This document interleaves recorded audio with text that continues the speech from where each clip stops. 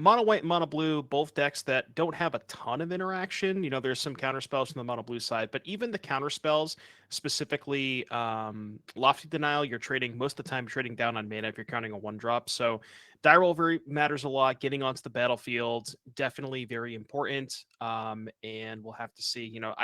I would assume like maybe the die roll isn't like assuming not counting the die roll. I would have to guess that Sam is maybe a slight favorite, but it is definitely pretty close. Yeah. All right. So we'll get underway here. Yeah. More powerful creatures, for the most part, on the white side. Evasive creatures on the blue side. And we're looking up, kind of just perusing the standings in between rounds. And Connor Laehn looks like, now this is a name that's familiar to me. So it may be a look from Minnesota that doesn't go to a lot of the Nerd Rage events, which is understandable. But he's not the only Laehn that is doing well today. He may have a brother, cousin, something like that. There is a Taylor Laehn that is also having a pretty good finish this weekend, although not quite to lofty heights of Connor playing for top 8 here. But the family doing well, it looks like. So also playing Spirits. Yeah, also playing Spirits, but not the same Spirits. Taylor Laehn playing blue-white Spirits. So, maybe there was some bickering. Maybe they both wanted to play blue-white, but they didn't have enough white cards. And Taylor won the right to play, and yet Connor is showing him up by being on top 8 contention here. Either way, here we go. Top 8 on the line. Connor Laehn and Sam Duchow, round 8 underway. See, when you're in a spot like that, you just got to figure that you got to split up the Hallowed Fountains. Each person gets 2. Maybe you got to play some worse blue-white duels, but both players can play the white cards at that point. So we see. Looks like Connor was on the play. Both players having a 1-drop here. Now, both players do have access to Lords. Connor has the 2-mana one that I can't remember the name. Supreme Phantom, and then Sam has the Copper Coat Vanguard as well as Thalia's Lieutenant. Now here we see a really explosive start here from Connor, double Curious Obsession.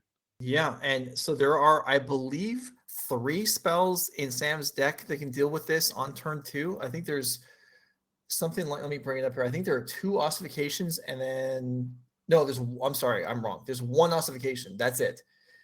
The rest are Brutal Cathars, which aren't able to come online yet. So we're still in closed deck lists here, but Connor taking a very small risk here, but paid off tremendously if he's right that Sam doesn't have a rule spell, and he doesn't. So this Spectral Sailor is ready to just draw all the cards in the world.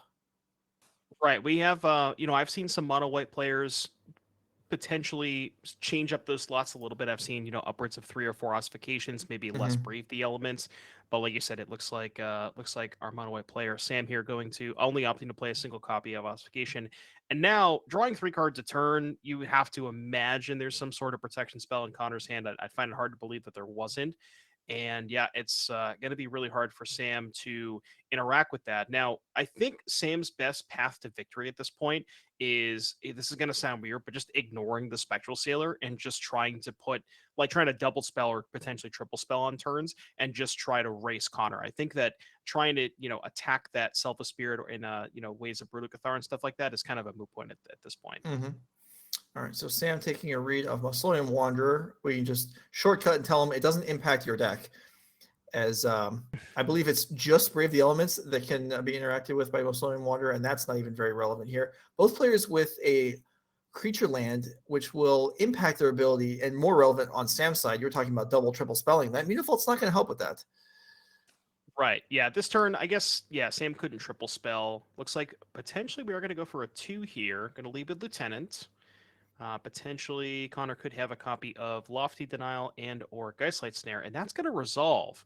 So this really does help Sam in that racing situation that we were talking about, given the fact that I kind of like Sam's stance. Maybe he doesn't have the Brutal Cathar anyways, but just ignoring the Sailor and just trying to purely race Connor, I think is his best path to victory. And this Vanguard is so there's a Brazen Borrower in Connor's hand, but Vanguard it's your other creatures get ward, right? Not itself.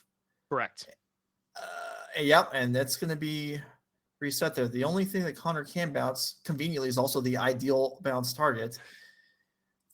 And Connor doesn't even have to worry about Brave the Elements, given that Mausoleum Wanderer on the table. That's true. So it is playing a role.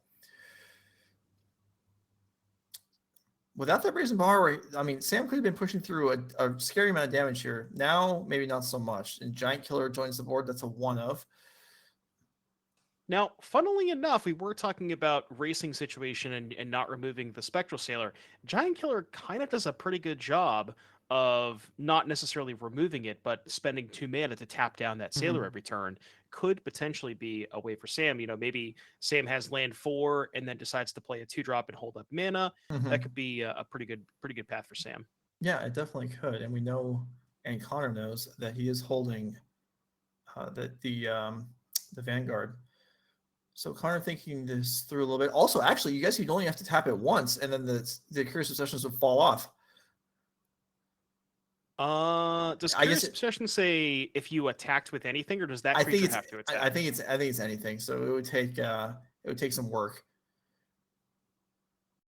I suppose it's unlikely that Connor will, given the influx of cards, find a position where he's not able to keep the board full. Yeah, it says if you didn't attack with a creature this turn. Yeah. So yeah, the Mausoleum Wanderer will be able to keep it around. But even at that point, you're taking much less damage. You're not really worried about the clock as much anymore. But like we said, Connor does have a full grip. I did see a couple of lands in Connor's hand. This turn, most likely for Sam, again, just going to go. Can tell what he picked up, but I would imagine we're going to go land, replay the Vanguard, kind of send with the 2 non-giant killer attackers, and likely just pass with some mana. Connor does have ways around that. Rattlechains can give the Spectral Sailor hexproof to prevent it from being tapped for a turn from the giant killer as well. So that could mess with the math. All right, let's see. Chefette Dunes onto the board, so that's a potential pump later on. Is that giant killer shifted to the side? Yeah, Sam looks like it might be holding back.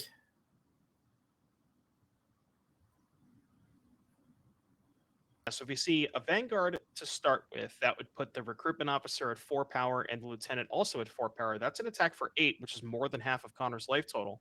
So, that is, I think, probably Sam's best path to victory. Because I guess the other option is, I believe I saw a copy of a Ganjo in Sam's hand. So maybe that is you could consider, but it doesn't use your mana as efficiently because you'd have to hold up 3 for the Ganjo. Right. Okay, so Copper Coat does resolve, and like you're saying, this is a pretty sizable attack here. Now Connor does the potential. I suppose the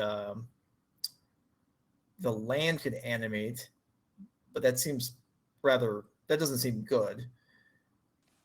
Yeah, so the Haven could threaten a trade, but also at that point, if Connor taps 3 mana for the Haven, you could even see the Giant Killer just tap down the Haven, and then Connor would still be taking 8 damage.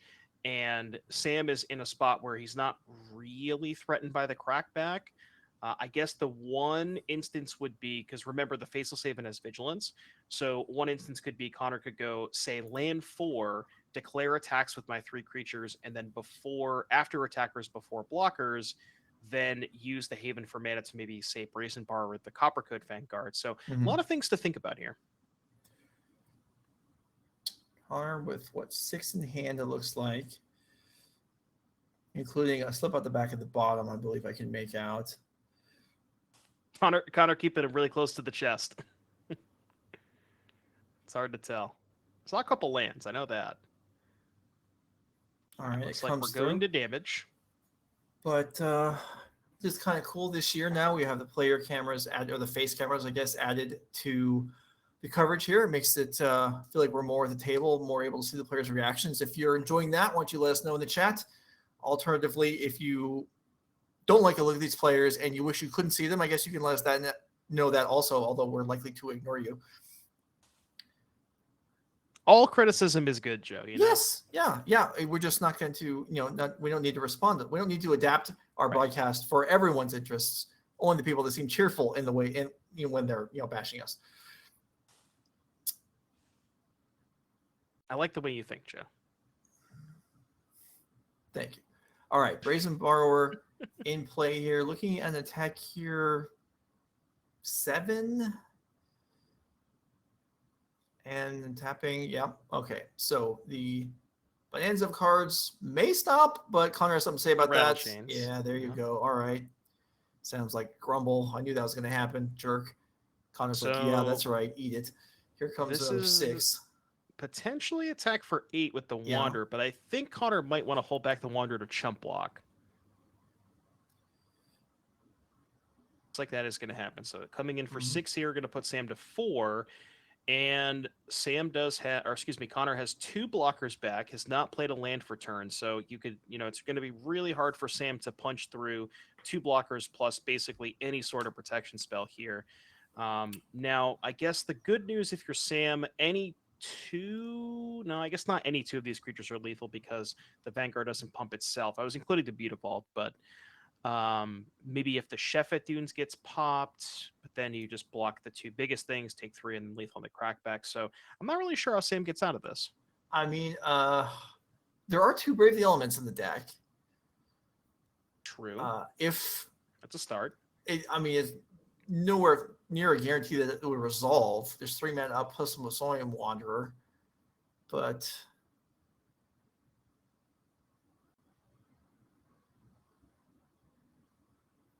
I think I see. I want to say a Thalia, a Bodyguard, and then the Agandra that was just played. So I think that's what it was. That's what I saw as well, or at least that's what I thought I saw as well. And that is not going to do it. But maybe if Sam could force 2 blocks here and not use Giant Killer, then oh boy, well he's not going to use Giant Killer at all. Now we got more blockers. Yeah. So Animate Mutavault, block 3, still only taking 2.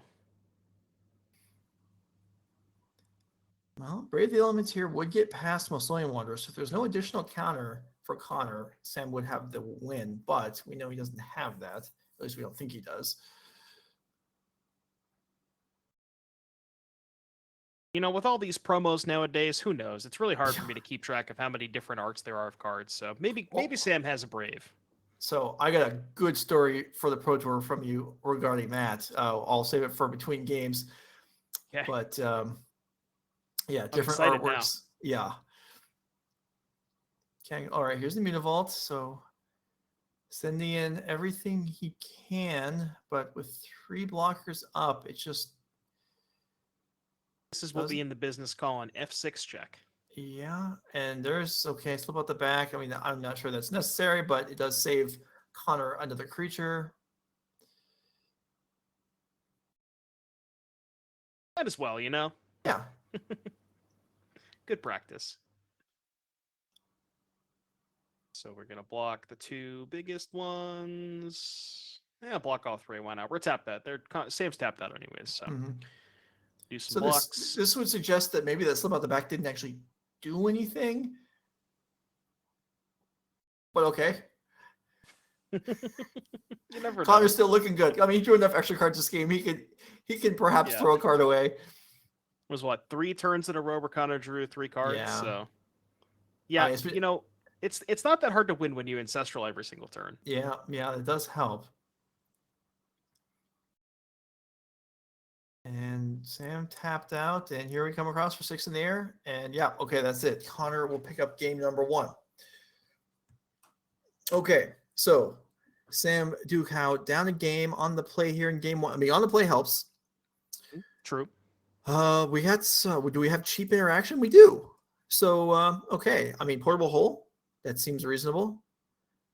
Yep, definitely wants to grab these portable holes. I don't think there's much else. Maybe the Declaration in Stone. Yeah, see, I was going to ask you. The Declaration in Stone seems not quite as automatic, but maybe you want that?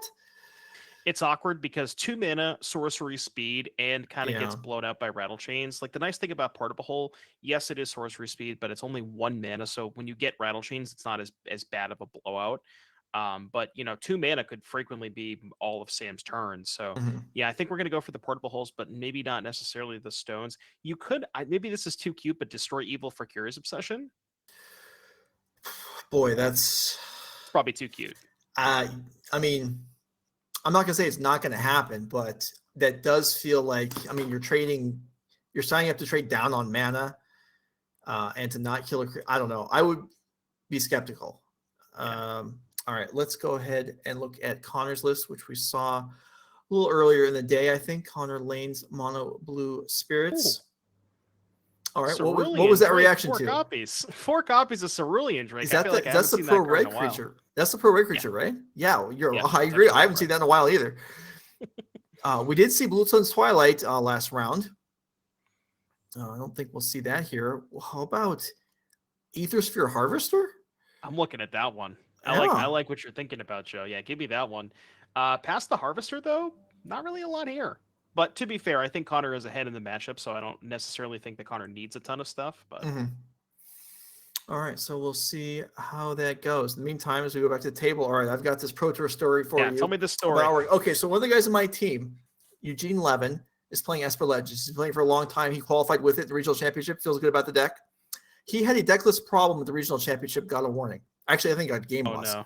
Anyway, so now we're at the Pro Tour, Yep. and one of his opponents is like, oh, because Pro Tour is open deck lists, and everyone has their, you have your phone, and you can have the opponent's deck list on there for people that haven't been through this.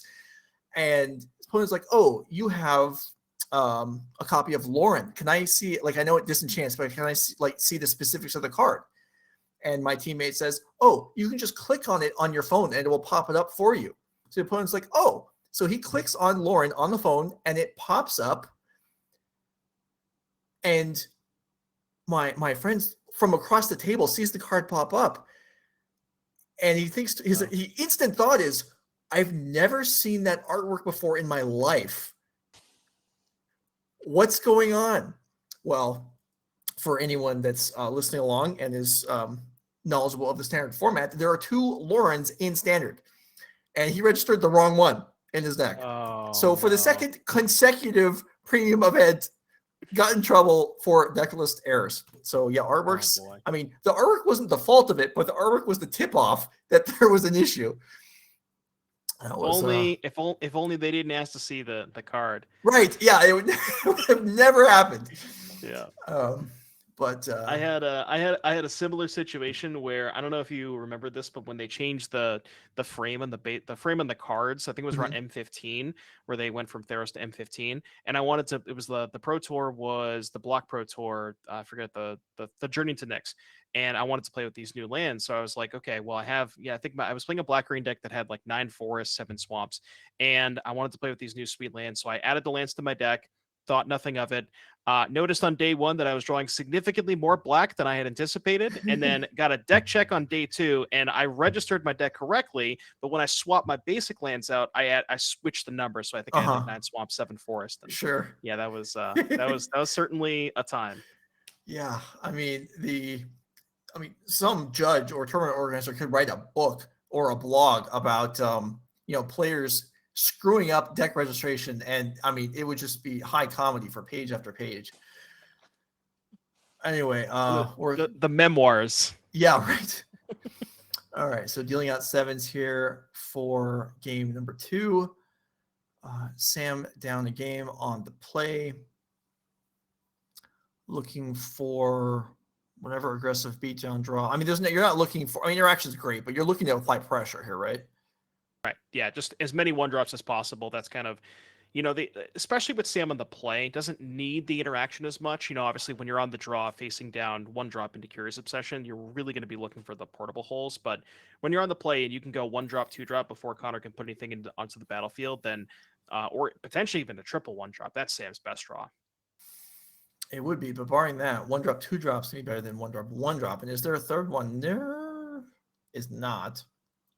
Okay. But no Sailor from Connor. Yeah, that's true. That's significant. So not going to be facing down a Curious Obsession now. One nice card for Connor here could be a Supreme Phantom, which does block the 2/1s, but that gets kind of blown out by either Portable Hole or just any of the Lords to attack past the Supreme Phantom. So, if Connor has like, say, a Rattlechains and then maybe a follow-up Obsession, even if Connor also has the Supreme Phantom, might want to lean towards the chains, just to not get blown out by either of those plays. And it looks like Connor's going to do that.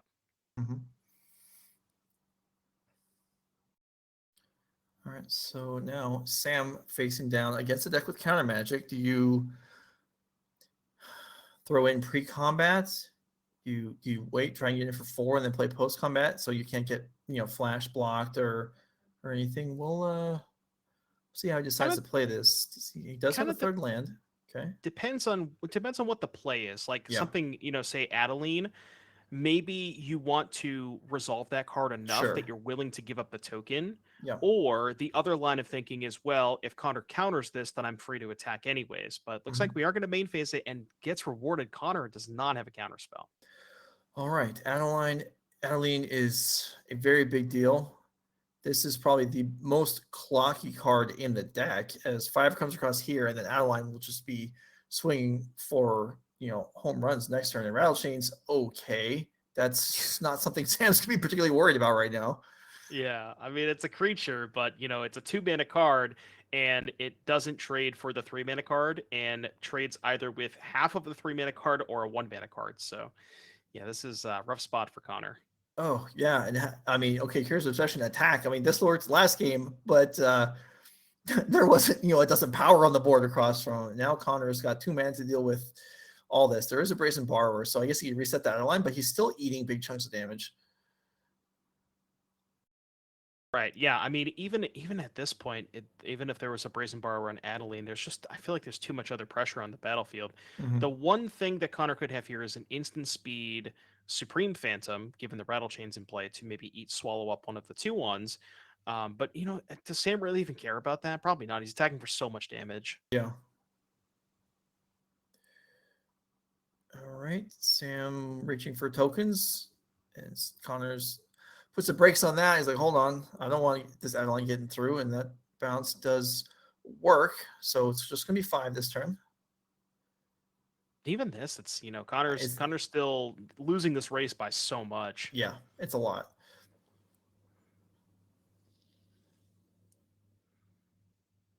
Looks like we're gonna follow it up with. I think I saw a Hopeful Initiate, or even get a portable hole. Ugh, yeah, God. that's.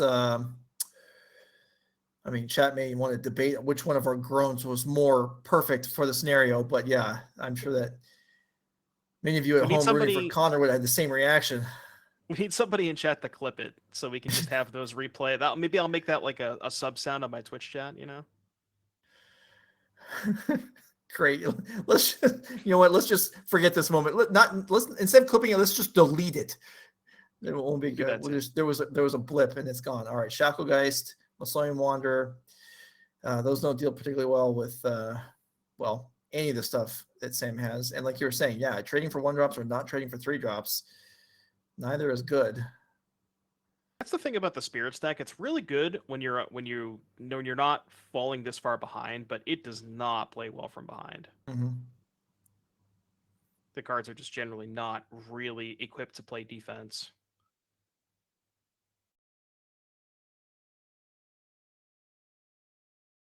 Sam with a 5th land, and then is this Brutal Cathar? I mean, it almost doesn't even matter. It is a Brutal Cathar. It's a very brutal play. And crickets. I will see myself out. Thank you very much. All right, I guess it prevents Adeline from getting in this turn. Token still will come in and join in and attack. It will end up being for 6, which is 3/4 of Connor's life. And Connor's like, yeah, forget. Yeah, we're off it. There is no blue damnation.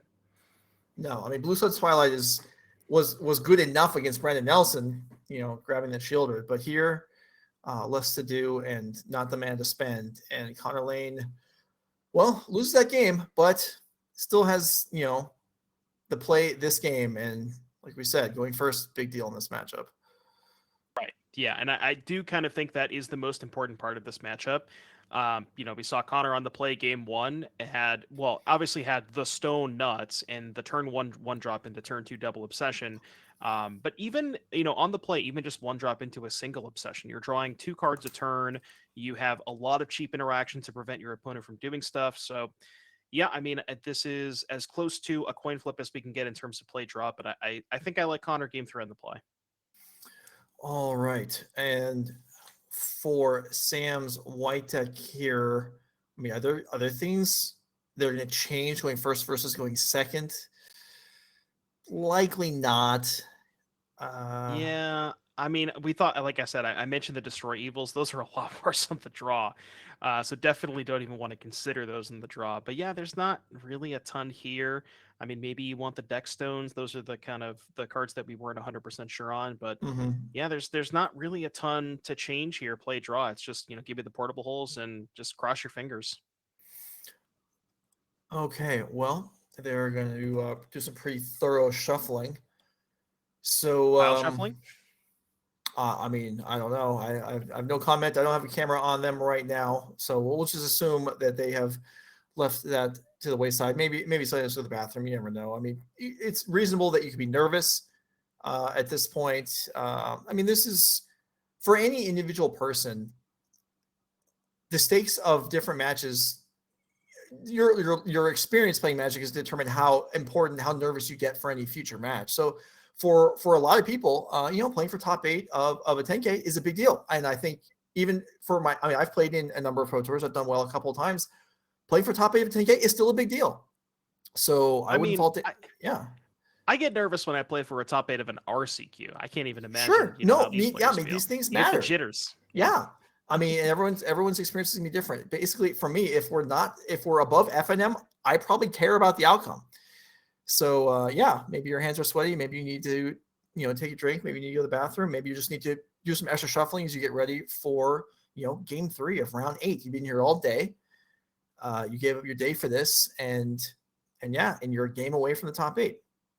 Yeah, and one of So my favorite parts about playing Magic is, which I haven't experienced in a while, but you know the feeling when you sit down for day one of the draft of the Pro Tour, and it's just you look at the packs and you see the people next to you, and it's just this rush of adrenaline just goes through you. It's an unforgettable experience. yeah. I mean, for me, the morning, whether it's a pro tour or a 5K, it doesn't even matter. For me, the two times I feel nervous usually are when they announce pairings for round 1, and then like if I'm playing for top 8. But the middle, like 5 or 6 hours, I'm fine. But the very beginning of the day and very end of the day, that's when I feel it. But that's gonna be different for different people. All right, players are presenting. Let's go to the table. Round 8, game 3. Connor Laehn, Sam Duchow. Who is going to join Cliff Wordy and a number of other players in the top 8? Cliff already clinched up a top eight berth, what, 2 hours ago at this point? Yeah, So yeah. He got to take a dinner break if he wanted it. maybe go for a break to find some more hats. That's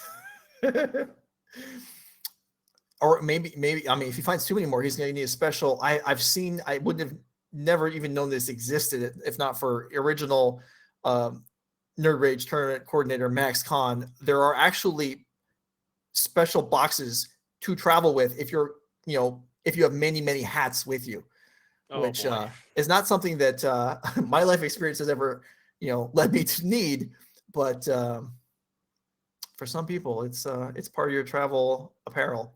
Anyway, Yeah, especially the sombrero too. You got to have a yeah, I mean really that's special box for that thing. no, yeah, well, I don't think you need a box. I think the sombrero gets its own seat. Oh, Whether true. you're That's on a the good point. plane or the bus in the car, yeah, this is the sombrero seat. I'm sorry, you have to sit in the trunk. All right, so Sam's gonna take a mulligan here. Connor doesn't look happy, but probably is a little happy.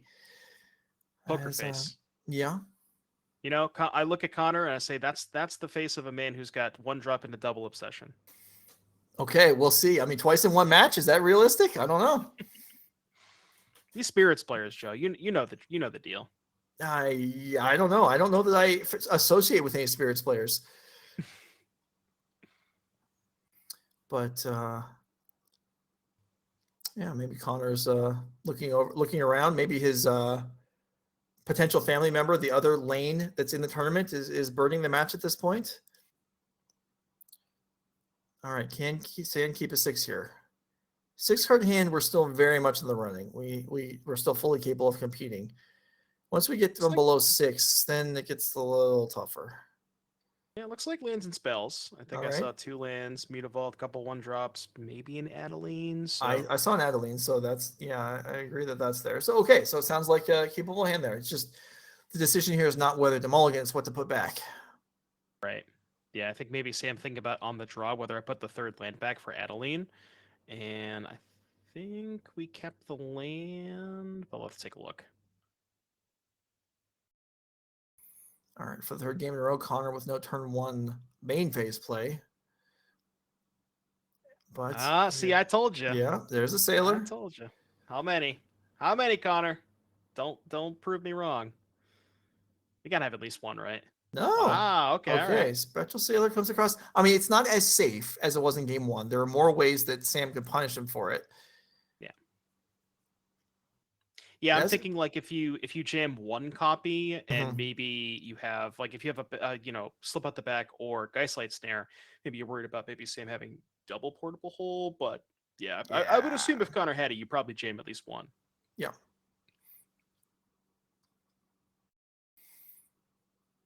All right. Because then even in that situation, if you don't have the protection spell, it's just trading one for one, right? Because you still got the card out of the obsession. Yeah. Okay, Thalia. Thalia's a That's a real good one. card. Can impact future obsessions and counter spells and petty thefts, I suppose. Yeah, so I wonder if Connor maybe had Lofty and was thinking about Lofty versus Rattlechains. But I feel like if you have Lofty Denial, you might just fire it off on the Thalia, unless you don't have a play next turn and you're just going to hold up 3 mana anyways. Perhaps, but I agree with you. I mean, you don't know if Sam's going to have a 3-mana play either. So getting that Thalia off the board seems ideal. Yeah, well, we'll see. Okay. I mean, Sam has managed to, land his curve so far. If he has a third land, if he has that line. Yeah, I did see a Plains in Sam's hand, so definitely can deploy the Adeline. The question is, does he want to, as opposed to a potential double spell turn? Because I think, a Portable Hole, an additional 1-drop. Can't tell what the last card is, but got thumbing the Adeline to the front, so it looks like we're going to jam that. And with the look on Connor's face, I'm guessing there's no Lofty Denial. No, yeah, that did not look happy. Little smile there, but it might have been a smile like, oh crap. Here's an attack. If this all connects, we got something. We have Mausoleum Wanderer. That's that's a real set of big blockers. Turn. Now we get to eat both creatures. We're only taking 1 damage. That's a heck of a turn. That's why Rattlechains is so busted. Yeah, I mean it's both halves of it are pretty relevant, aren't they? Yeah, like Rattlechains just turns all of your creatures into Settle the Wreckage. Okay, I mean that's a lofty standard, but yeah, I suppose in this case that's probably pretty much what it feels like for Sam. I mean, he got left with 1 token. Yeah, that's not much, and Connor's like, no, your Thalia's dead too. Yeah, and with Sam at 16, and you do a quick math check on the power in play. We got 3, 5, 7. That's 8 power.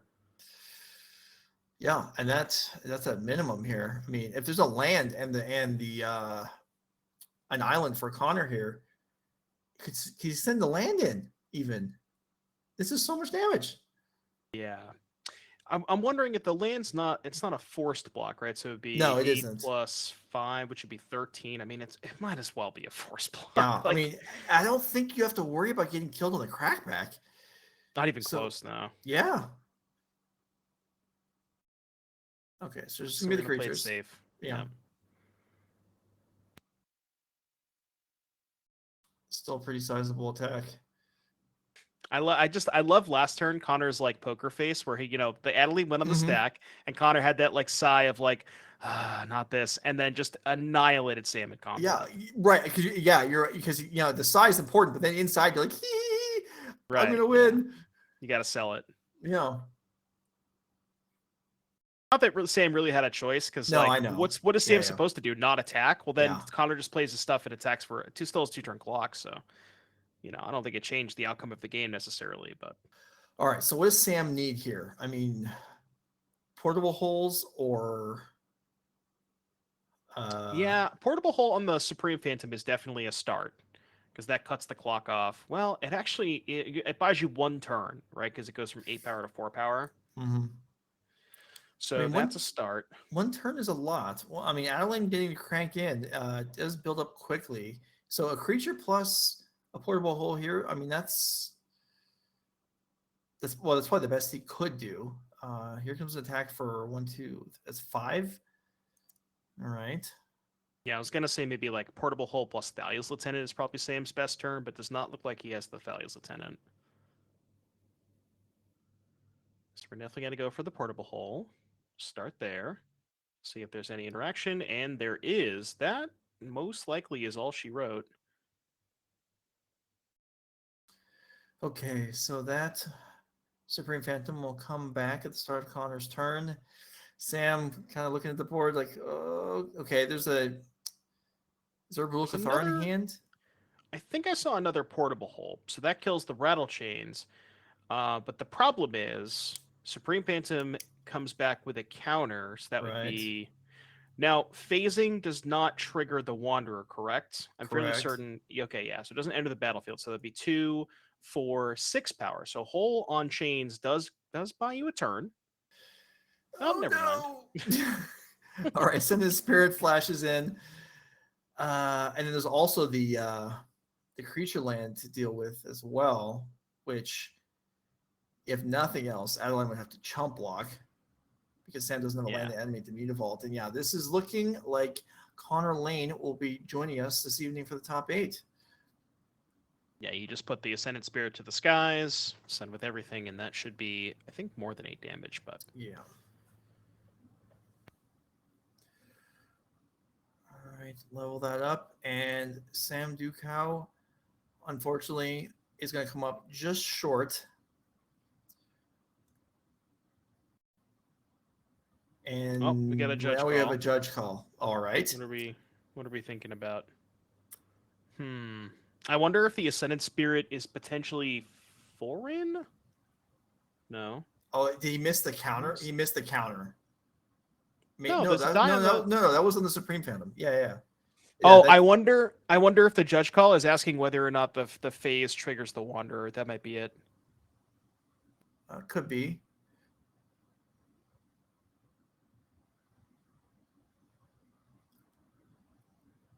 I'm not exactly sure. We'll try and see if we can maybe get... All right, well, the game's over anyway, so all right. It doesn't really matter that much. So congratulations to Connor. All right, so Connor Laehn does defeat Sam Duchow, advance to 7-1, and he will be with us in the elimination rounds. So congratulations to him. Congratulations to Cliff Boyardee. And there were other people that drew. I don't have a list of all the people that drew in, but we do have another match of players playing to get in. I believe it was Stephen Dykman and Fletcher Johnson. So we will roll that when it's ready to go. And they're ready to go right now. Okay, let's kick it off. We've got to put one more player in the top 8.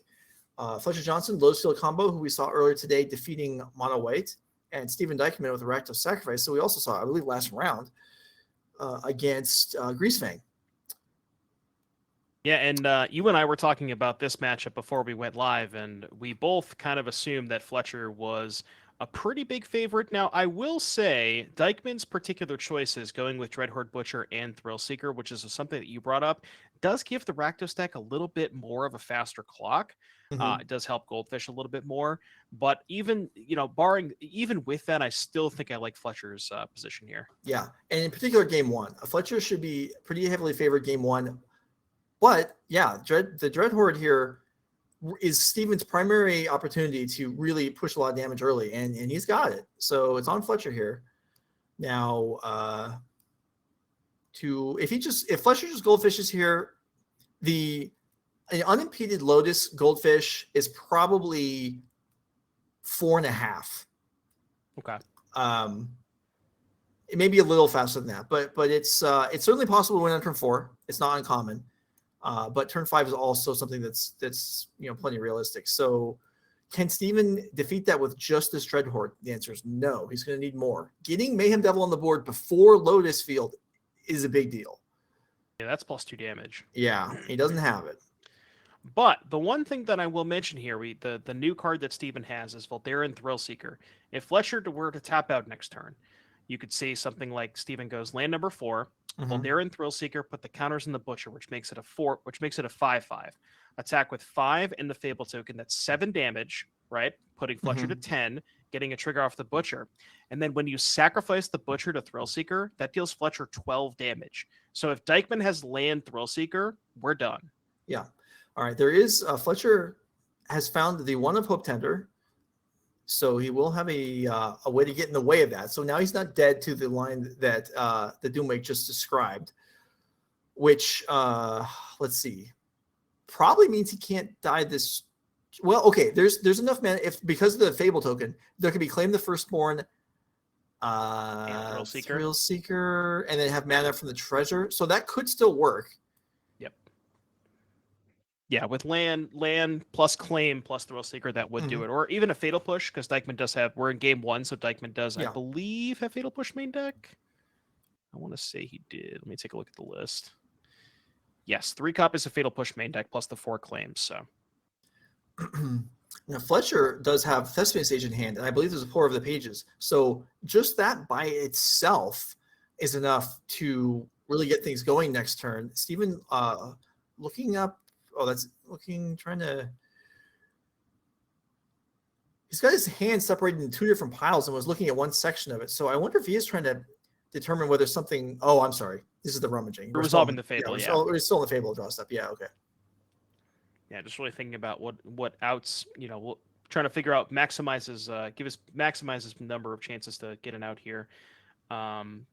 Even say something like Thrill Seeker counters on Butcher, sack the Butcher, 5 to the Hope Tender, 5 to Fletcher. That puts him Fletcher to 12. Plus, that's not enough. That's only not even close to enough. So yeah, it would require one of those 1 mana spells, either Claim or Fatal Push, most likely.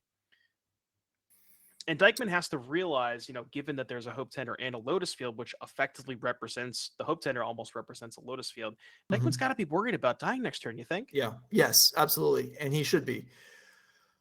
So,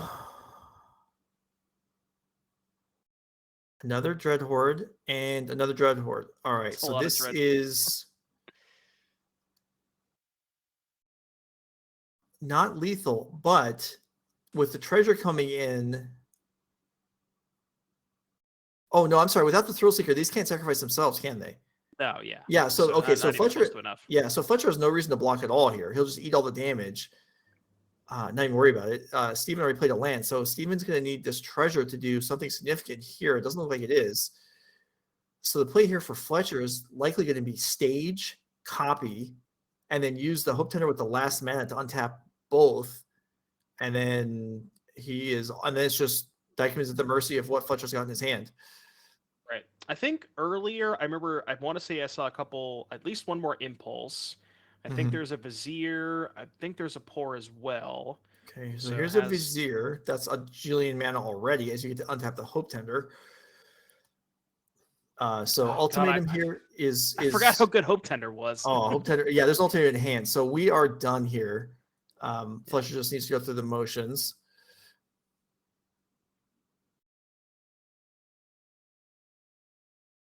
Yeah, I can't even count this high. I don't know how much mana Fletcher has access to. It's somewhere in the 10,000s, but well, he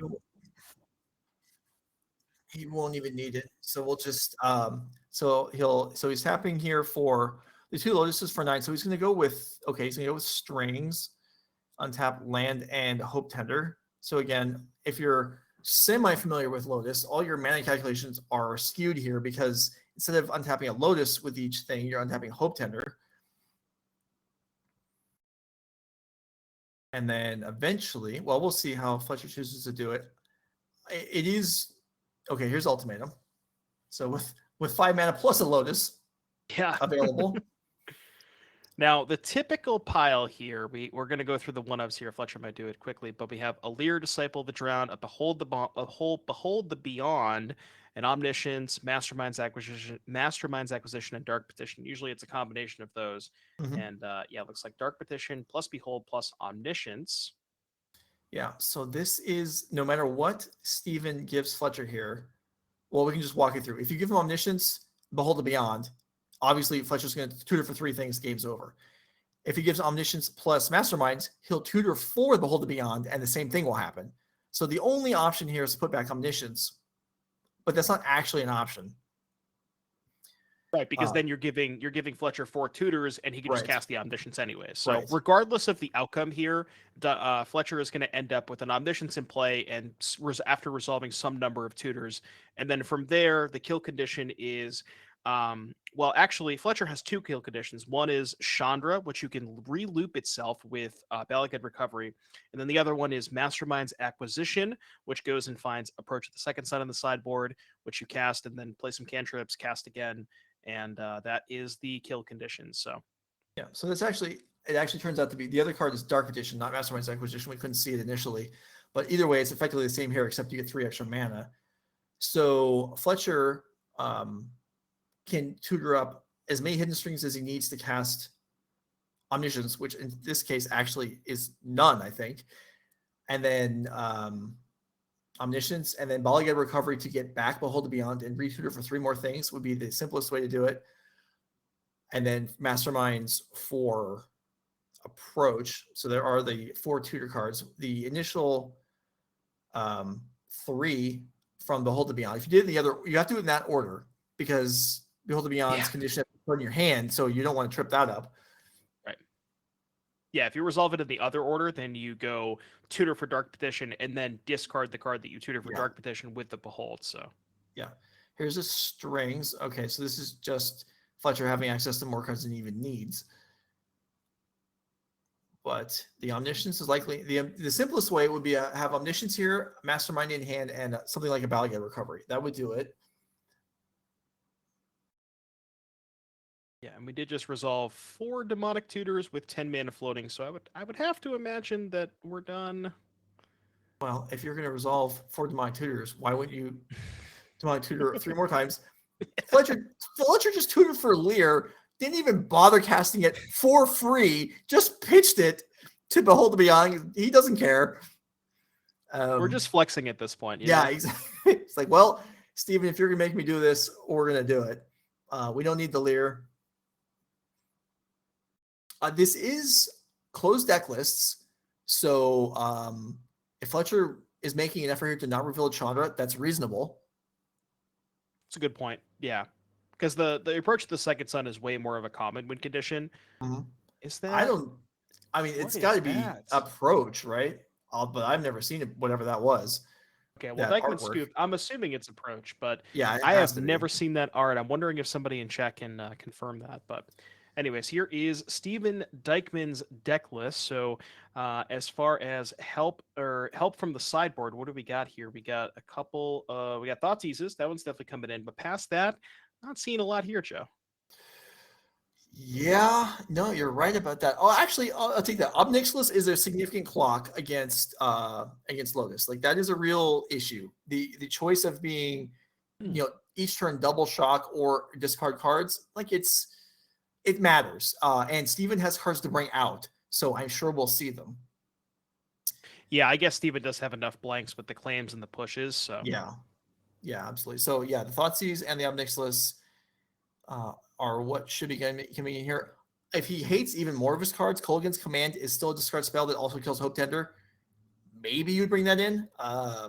It's not exciting, but that's what he has. Yeah. All right, and if we swing over to Fletcher Johnson's Lotus deck, again, pretty solidly favored, especially in game 1 here. And really, he doesn't need to do all that much. The ideal card to have would be Leyline. He doesn't have any. So maybe Fading Hope and a sweeper. Yeah, I was gonna ask you, is this a matchup where you want to bring in a lot of the sweepers, or do you think 1 to Dark Petition 4 is enough? I think that's enough because in general, I mean, Steven's build is faster, but even then, I mean, what Dreadhorde Arcanist or Dreadhorde? I'm sorry, what's the name of the card? Butcher. It's not Dreadhorde Butcher. I mean, you could bring in a Path of Peril to handle that. Ritual Soot deals with more of all of the things, I guess. So I guess we'll look at the list and see what do we not need. That's all you. I've never played with Lotus Field, so I can't sideboard with this deck. I mean, you could trim. This matchup isn't so fast that you couldn't maybe trim a Grazer or 2. I think that's not unreasonable. Do you think the Hope Tender is going to live or not? I would assume it potentially may not, so I would ditch the Hope Tender.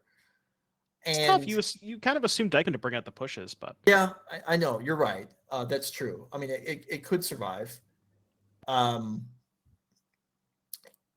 there's really, you don't have to do a whole lot here. If it was open deck lists, Fletcher can trim a win condition. He doesn't need Chandra and Mastermind's Acquisition.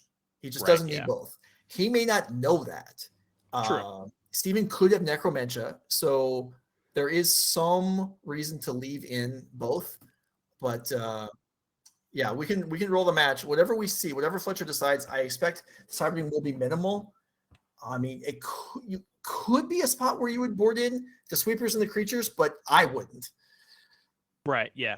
It's close. It's very, very close. We see Steven start off with the Thoughtseize here, and we got, looks like 2 green lands, a stage, a grazer, a scrying, there's the Hope Tender, and a Mastermind's Acquisition. I'm guessing you just go for the Sylvan Scrying, right? Yeah. I mean, this Lotus deck isn't doing anything without its namesake card, so you're taking Sylvan Scrying here 100%. I mean, maybe you're not thrilled about there being a Hope Tender and a Grazer, so Fletcher can get started, but I mean, he can get started into nothing.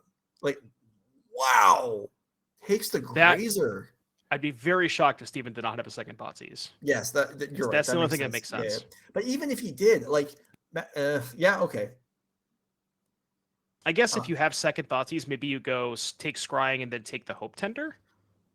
Maybe. I was even thinking maybe you take Scrying and take the Mass. Yeah, you wouldn't want to do that. All right, here's the, okay, so you remove the blocker. This is, Steven must be very confident in the speed of his hand here.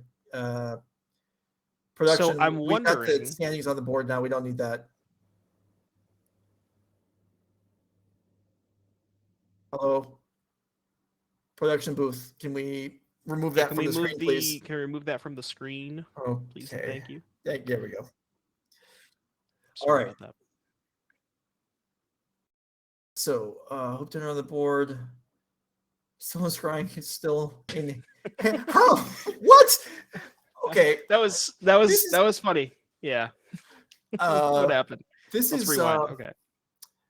This is not the conservative play style. This is, I mean, the Sylvan Scrying. Okay. If one of Fletcher Johnson's 2 hidden draws was a Lotus Field, in fact, I would almost say it has to be. Oh, to why you would run up the Hope Tender Scrying. Okay.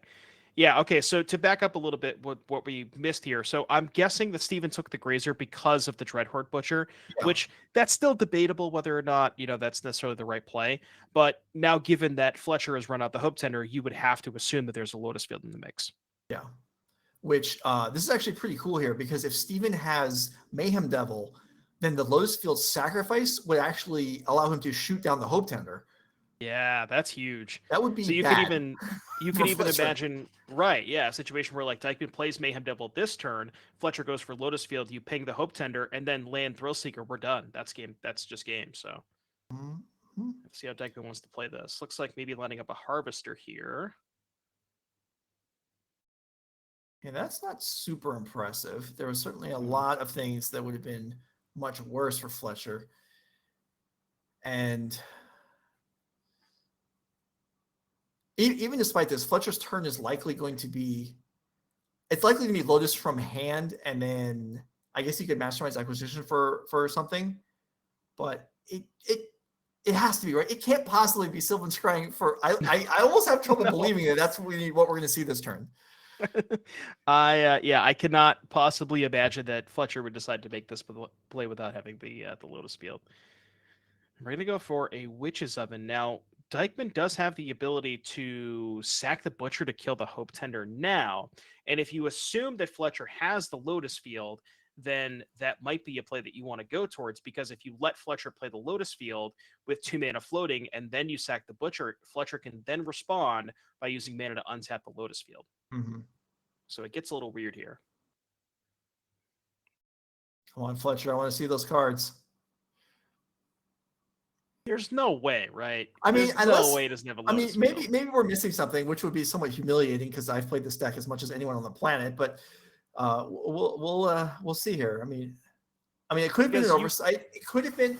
Fletcher also could have assumed, you know what, Steven didn't take it the first time. Maybe he won't take it again. Another option, which I just thought of, Fletcher could have drawn another Sylvan Scrying and decided, I don't need to play this first one because I have a backup. And if he plays a discard spell now, who cares? I'd rather have the Hope Tender on the board. That actually would make sense as well. Regardless, whether Fletcher has good reasoning there or was playing a little risky. He does have Lotus in hand now. Yep, we did cast the Scrying. Now it's kind of weird because we can play the Lotus Field here, but we don't have any mana left over to untap at this turn. That's kind of what I was thinking of, like wanted to use. I was thinking of potentially a situation where you play the Hope Tender on 2, and then you can go Scrying and then use mana to untap the field. But with no mana flooding, we can't do that. Yeah. So is going to deploy the Lotus Field. Fortunately for Fletcher, like you said, Steven did not have that Mayhem Devil. That would have been brutal. So now we have this Blood Tithe Harvester, which looked a little weak last turn, can just pick off the Hope Tender for free here. Yeah, that's massive, because that means that Fletcher's going to be likely another turn away from potentially going for it. Sans, I guess, Vizier plus Strings. Right. Yeah, Vizier Strings is the easiest way to jumpstart a turn. We're going to start with Deadly Dispute. Mm-hmm. Get that oven out of here. Don't really need that.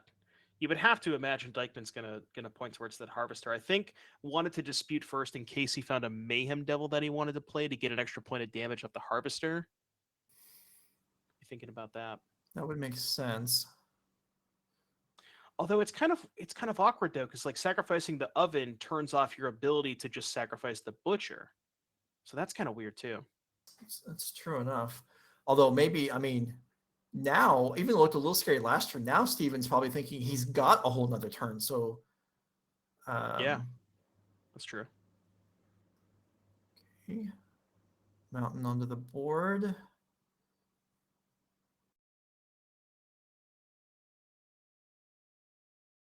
Discarding some land or another, I guess. I don't know what that is. I don't even know what that is. It's gotta be. I think it's a swamp.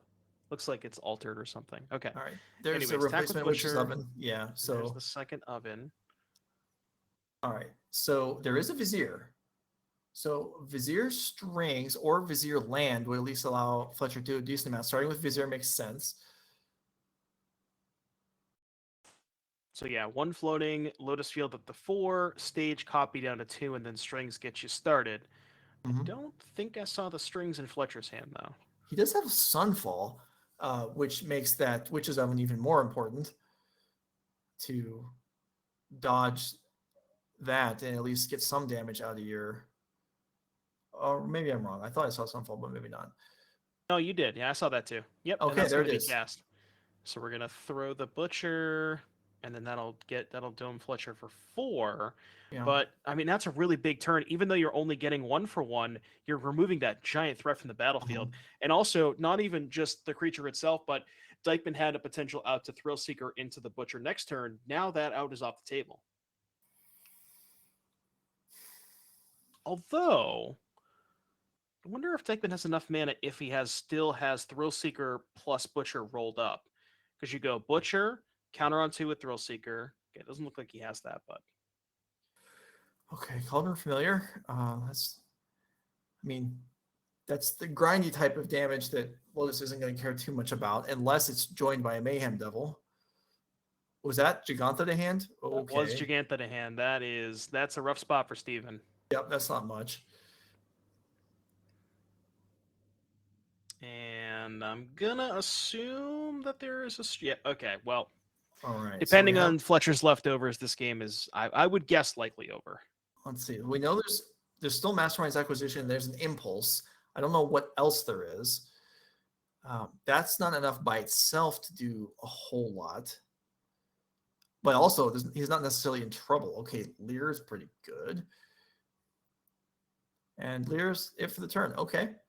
Yeah, there's not a lot in the graveyard, right? There's a Strings and a Scrying, and that's it. So, oh yeah, I suppose looks like Fletcher just didn't find a payoff. Yeah, well, he's set up, and that's not bad for the turn. I mean, he copied Lotus this turn. That's, generally takes a turn anyway, and now he's protected from Steven drawing another Thoughtseize.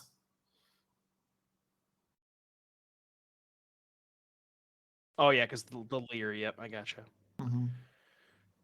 And Steven is tapping 1 mana. Speaking of which. Okay, yeah, so those are just the 2 cards. So Mastermind Impulse. Okay, Mastermind goes. Again, that doesn't matter too much as long as the Leer lives. So there's 7 mana on the board, and there's Giganta. Okay, good luck. That might be tough. All right, so there's 7 mana on the board. Strings is +4. That's 11. So if Fletcher manages the mana correctly, that could be Masterminds 4 Ultimatum. That would, however, exile the Masterminds. So if he boarded out the Chandra, he might get stuck in that scenario. That's a good point. Okay. And like we talked about, there is a somewhat reasonable chance that maybe he didn't want to go towards the Chandra.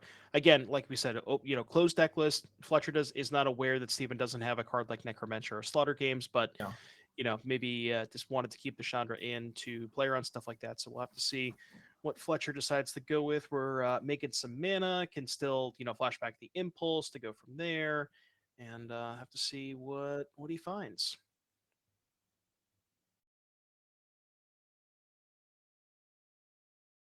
Go for the Impulse. It doesn't look like a lot. That's the like Balagid recovery. Yeah, Razor, Balagid, Otawara. Not exciting.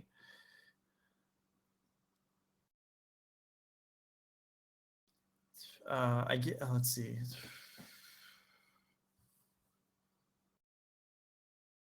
Oh, Dark Petition. All right.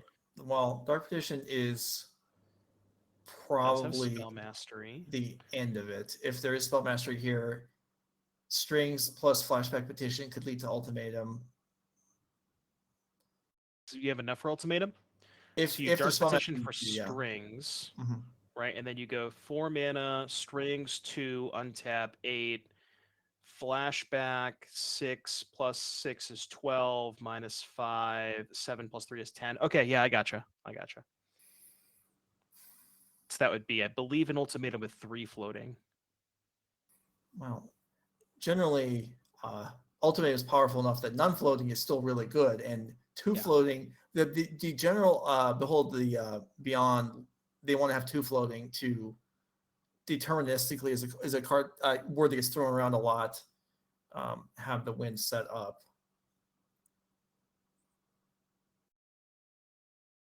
Impulse. Interesting. Huh. Okay, there's the Strings. Maybe we didn't. Did we not have Spell Mastery? Oh, we're making red mana. Did you catch a glimpse of what was in Fletcher's hand? I know I did. I did not. May or may not be a giant dinosaur. We brought in Zakama, really?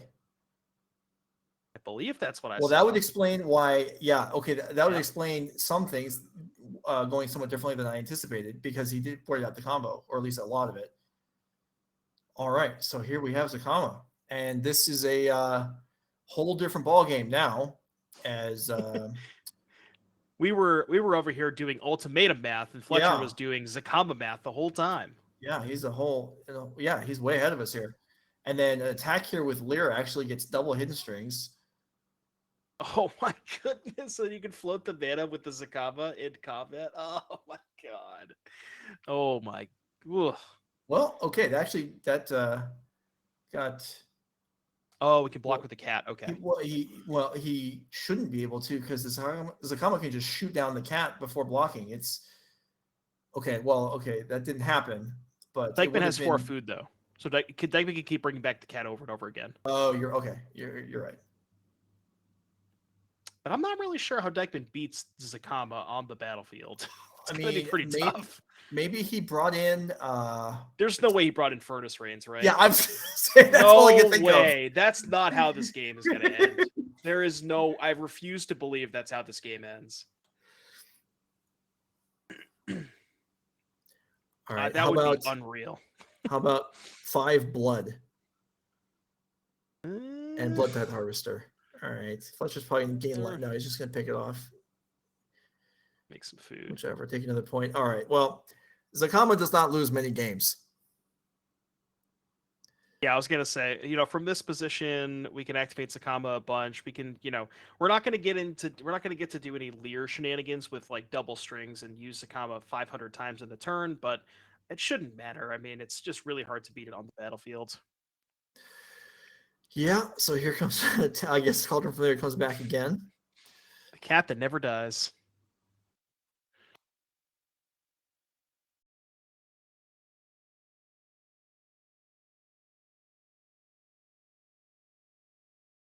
Yeah, and with Sakama having trample, there's really no chump blocks from the cat here, so you can put the cat on the Leer, but... And this turn, Fletcher is going to gain enough life, I think, to even put him out of Furnace Rain's range. Most likely. Sakama gains 5, right? Yeah. Okay. I think so. I haven't played it in quite a while, but yeah, it's 5. You're the Lotus Field guy, Joe. I know, but I'm the Lotus Field guy who doesn't play Sakama.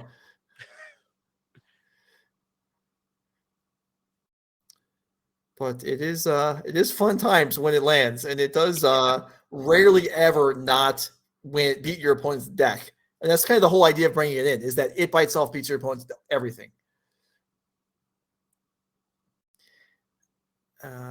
Steven Dykman.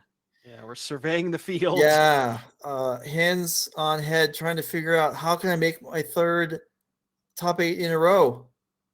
What's the answer? And I don't think there is one. So theoretically, okay, Furnace Reigns steals a combo.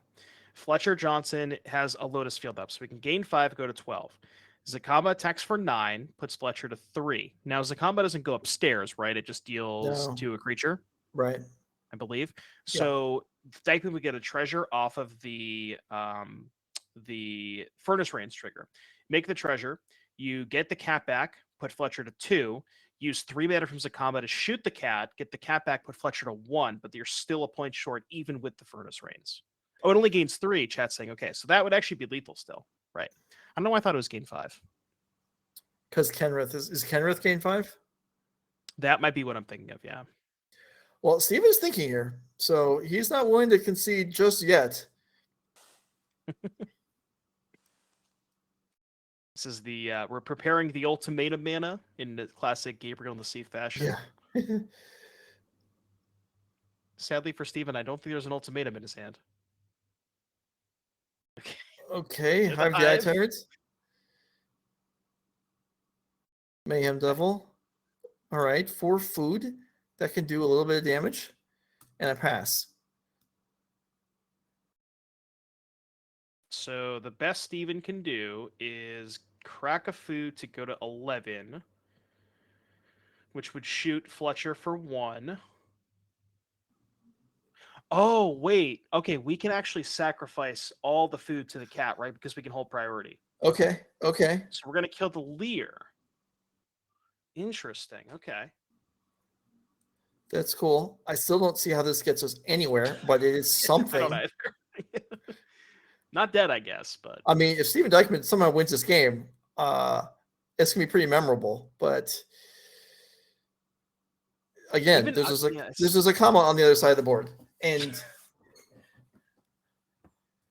yeah, even with Furnace Rains, it's like Fletcher, Steve has the chump block with the Mayhem Devil.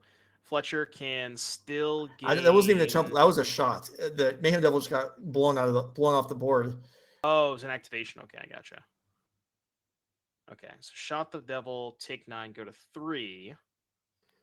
So is Furnace Rains enough? Furnace Rains. Fletcher responds, gains 3, goes to 12.